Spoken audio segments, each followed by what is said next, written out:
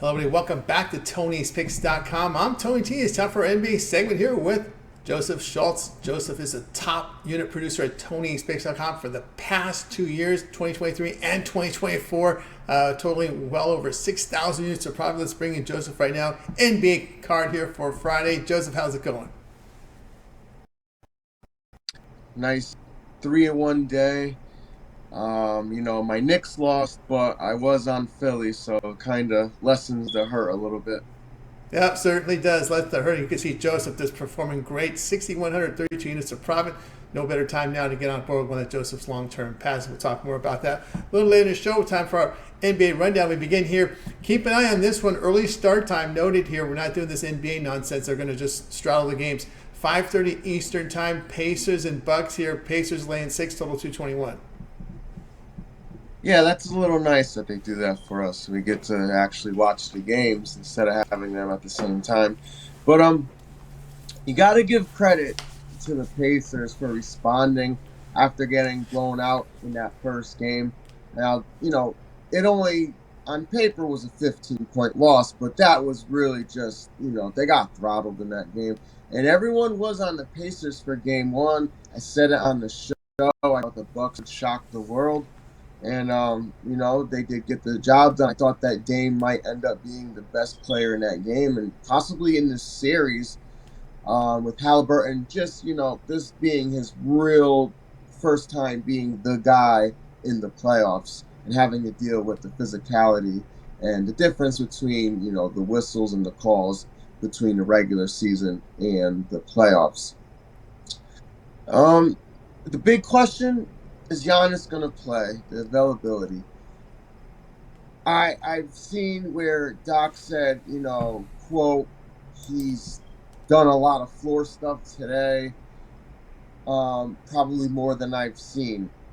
And then when asked jogging or walking, he just replied that he was unable to do anything live. So I think that's just Doc's best attempt at maybe a little sportsmanship, trying to keep the Pacers guessing, but the official report is he's doubtful, and that sounds like a lot of words just to say that he's not playing. Yeah, like I said, if he's not able to do contact drills, he's not going to be playing the very next day. I think Milwaukee is in a world of trouble here.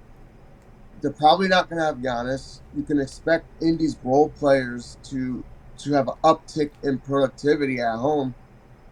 Indiana has their feet wet now, so that inexperience in the playoffs, they're not going to probably be, like I said before, maybe a little bit of a deer in headlights. Now that it's game 3, a little bit of that goes away. I think the Bucks, like I said, in trouble and in this game and in real danger of really losing this series. I think the Bucks go down 2-1 after this game, and you have to wonder if they're going to rush Giannis back if indeed that happens. And you also have to wonder how much that helps if he's limited and he's not 100%. As far as game 3, though, I think this is a Pacers spot. And I think the Pacers get it done. The 6 is a tad high to be super confident. But, yeah, it's Pacers or nothing for me. All right, Joseph Schultz. Click the link below for his best bets. Bucks and Pacers. The pick here will be the Pacers laying the 6. All right, let's continue here on our NBA 3-pack here with Joseph. Use the promo code TonyT at checkout. You'll save 20% off all premium packages. Find a link in the description. All right, now it's time for the next game on the board. Clippers and Mavericks. Mavericks 4.5, total 210. Yeah, to be honest, game 1 was an absolute shock to me. I was on Dallas pretty heavily that game.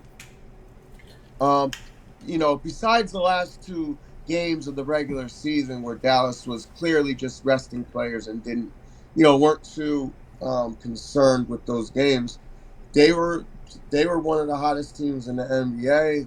They were on a decent little streak there. And the Clippers, they have lost 3 straight to end the season. They came into this with Kawhi missing that first game.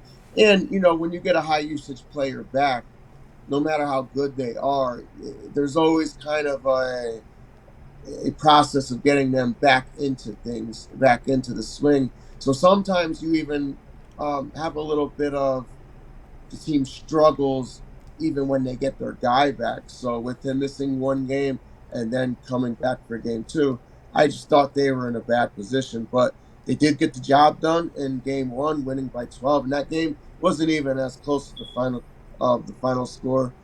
Of course, the Mavs came right back, won game two. The Clippers and every other Western Conference team, they better be careful because, like I said before, I think Dallas is a dark horse that could come out of the Western Conference. They have everything it takes. This will be obviously a huge game for both teams after Dallas stole home court advantage in game two. I think the Clippers keep this game close, though. Kawhi shot just 7 for 17 last game, but I think in those 35 minutes, we saw that he is able to, as close to 100% as he's going to get. And he probably ended up knocking some rust off. It'll probably be more efficient in game two. I'm sorry, in game three. The Clippers are one of the best road teams as well in the NBA, 26-15 on the season. It's going to be tough. I can see this game going either way, but I always love grabbing the points when I feel like it's close to a coin flip game, especially a couple possessions worth, leaning heavily towards the Clippers plus the points. All right. Joseph Schultz, click the link below for his best bets, Clippers and Mavericks. The pick here will be Clippers at plus the 4.5. All right, let's continue on here on our NBA 3-pack for the 3 playoff games on Friday. Let's get to the next game. Timberwolves and Suns. The Suns here 4, total 206.5. Yeah, the Timberwolves have been super impressive. I thought Phoenix would have given them a problem. Minnesota plays this drop defense with Rudy Gobert on the pick and roll. And, teams that are good in the mid-range tend to play very well against them. And obviously, the Suns have 3, awesome mid-range scorers. Now, credit to Chris Finch, right? We were on the Timberwolves for game one, but that was because I have this angle where when a team, as long as this team isn't just head and shoulders better than the other, when a team sweeps the regular season series between two teams and then they play a playoff series, I love the team that got swept in game one because they usually go all out, just for confidence sake. You don't want to drop game one in a series to a team that has swept you in the regular season. It's just, could really kill morale. So I thought they had that going for them.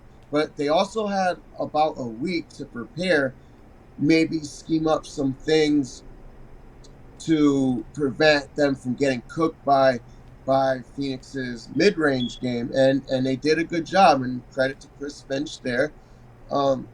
Even in game two, where I didn't bet this or anything, and I didn't give it out, but I thought the Suns would probably win game two. Now, they, besides Durant's 31 points in game one, the big three, besides that, they only have point totals of 14, 15, 18 twice, and 20. So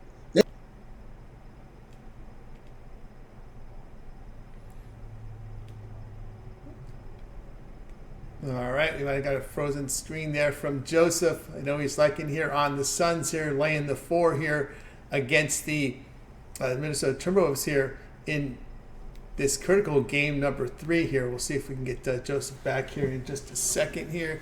See if we can get back signed in. There he is. He's back. All right, you're still there. Okay. Keep going. Yeah, I don't know where you guys lost me. So midway. Yeah, you're near the end of it. Right near the end of it. Okay, sorry guys. So like I was saying, credit to Chris Finch. He did a great job scheming up some things. They were able to, besides the 31 points in game one that Durant scored, the big three only have point totals of 14, 15, 18 twice, and 20. So they've done a great job with that. I thought Phoenix would be competitive in the series. Obviously, they'll need this game for that to come true. But they should have a high level of urgency in this game. I think they'll get better performances from the role players, being that they're at home. I think the performances from their stars, I think they could count on some better performances from them. And I think they get some things going in this game 3. Now, Minnesota looks like the better team. I don't think Phoenix gets swept. I think the Timberwolves end up winning this series. But for this game, I think the Suns hold them off and they don't go down 3-0. This may be their best opportunity to get a game in this series. So I think it's now or never for the Suns. And I like taking a team that has, that amount of urgency. So it's the Suns for me. All right, Joseph Schultz here with Timberwolves and Suns. The picker will be the Suns playing the 4. All right, we got through our 3-pack here from NBA, and now it's time to take a look over at Tony'sPicks.com here for the action on Friday. Of course, we got Joseph Schultz, as you see, top unit producer over at Tony'sPicks.com. In the past 2 years, you add up the numbers. It's all documented. This is for about the last 12, 17 months, right? 6,132 units of profit, top unit producer at 2023 and 2024 over at Tony'sPicks.com. So we got NBA on the board, NHL, also a 14-game card here from Major League Baseball. What do you have going on over at Tony's Picks? I'm going to have a 3-pack from the NBA. And I may even have as big as a 7-pack for tomorrow when you include the NBA and the MLB. I do, for those that are wondering, I do handicap the NHL.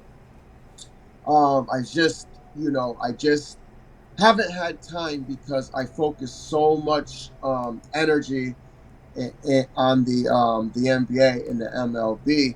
But I have a strong play coming out of the NHL, and I don't know the exact numbers, but I believe I'm hitting at a crazy rate in the NHL because, like I said, I only put those out when I absolutely love them because I can't devote the time necessary to watch all the games, and I take this very seriously.